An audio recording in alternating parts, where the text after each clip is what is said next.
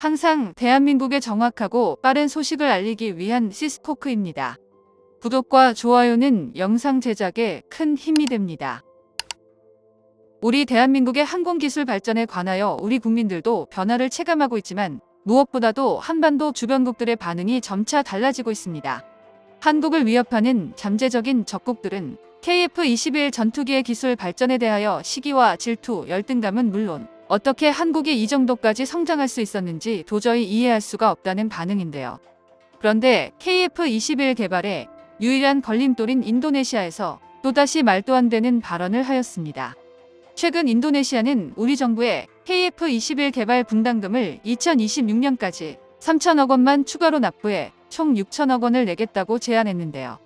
당초 인도네시아는 KF-21 개발비의 20%인 약 1조 7천억 원을 2026년 6월까지 부담하는 대신 관련 기술 중 핵심 기술들을 제외한 일부 항공 기술들을 이전받기로 했습니다. 인도네시아는 기존 개발 분담금을 줄이는 대신 기술 이전도 그만큼 덜 받겠다고 제안한 것으로 전해졌는데요. 일각에선 국내에 파견된 인도네시아 기술자들이 KF-21 개발 관련 자료 유출을 시도한 혐의로 수사를 받는 상황에서 이미 기술을 빼돌려 놓고 분담금을 대폭 삭감까지 요구하는 것 아니냐는 의혹이 제기되고 있습니다. 그동안 인도네시아는 분담금을 파묘와 같은 현물로 내겠다고 하거나 지난해 말에는 납부 기한을 2034년까지 8년 연장해달라고 요청하기도 했는데요. 예산 부족 등을 이유로 분담금을 미룬 인도네시아는 프랑스와 라팔 전투기 도입 계약을 체결해 우리 국민들을 우롱했는데 이젠 분담금을 인하해달라고 공식 요청까지 했습니다.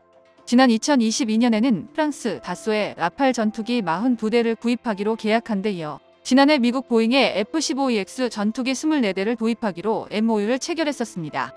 올해 1월에는 프랑스산 라팔 전투기 도입 계약금을 납부해 정식 계약까지 체결했는데요. 분담금 미납으로 신뢰를 잃은 인도네시아는 앞으로 라팔 전투기를 구입하고 뒤로는 KF-21 항공기술 유출을 시도했는데 카이에서 파견된 인도네시아 기술자가 올해 1월 이동형 저장 장치 USB 8개가량을 회사 외부로 반출하려다 적발되었습니다. 이런 말도 안 되는 행동을 실행한 인도네시아는 뻔뻔하게 분담금을 줄여달라고 요청하자 아예 인도네시아를 버리고 폴란드나 사우디와 공동 개발을 하자는 의견도 지배적인데요. 한편 우리나라의 군사무기 기술력을 과소평가하던 중국은 젠20 전투기의 기술 수준을 자화자찬하다가 KF-21 전투기의 시험 비행 과정을 지켜보며 입을 다물지 못하고 있습니다.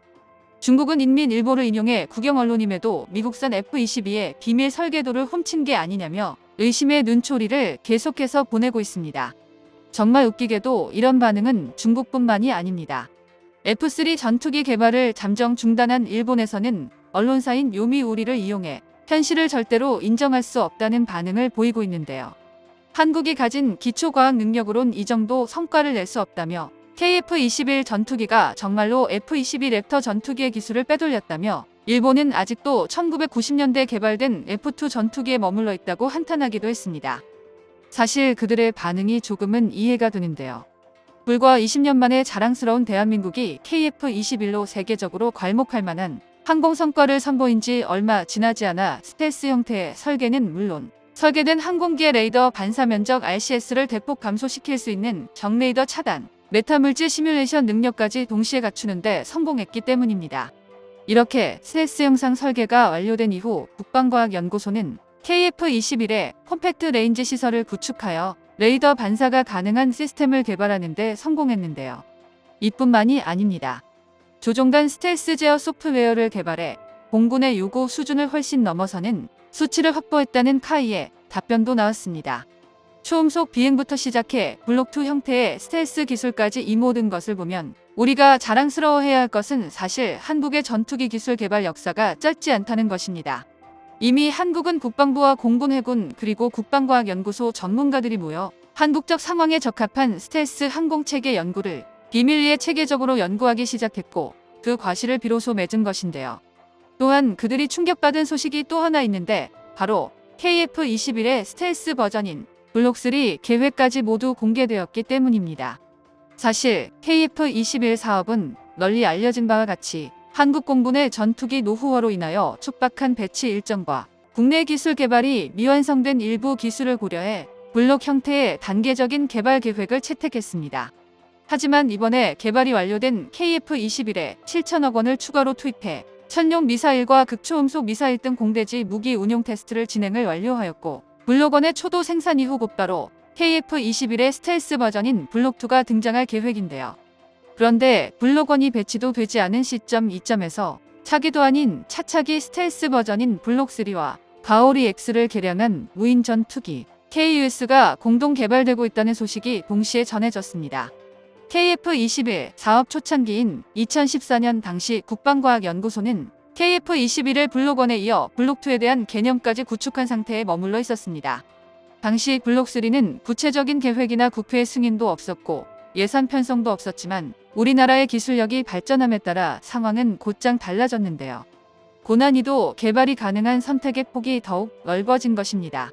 국방과학연구소에 따르면 KF-21 블록3는 5.5세대급에서 6세대급 스텔스 전투기 형태를 보여줄 것이며 미국의 F-35 전투기보다 한층 더 뛰어난 플라즈마 스텔스기가 될 수 있을 것이라고만 언급했습니다. 그런데 지금 한국이 보여주는 KF-21 전투기 성능은 이미 미국의 최고 스텔스 전투기 F-35와 상당히 유사한 성능이라고 할 수 있습니다. 보통 한국형 최첨단 무기 기술은 개발 기간만 최소 5에서 7년 이상이 소요되는 경우가 허다합니다. 경우에 따라서는 10년을 훌쩍 넘기는 일도 다반사입니다.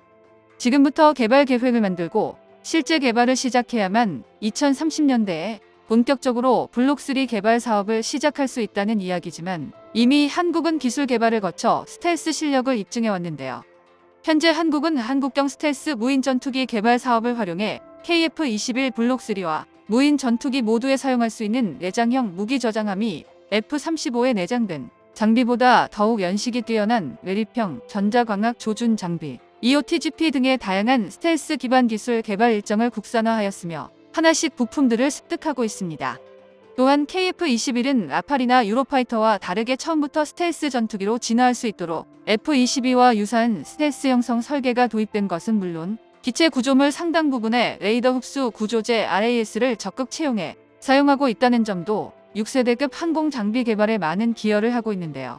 말 그대로 스텔스 전투기 개발을 위한 전초전인 것이죠. 또한 일반적으로 잘 알려지지 않은 국산 스텔스 기술도 대거 도입됐습니다.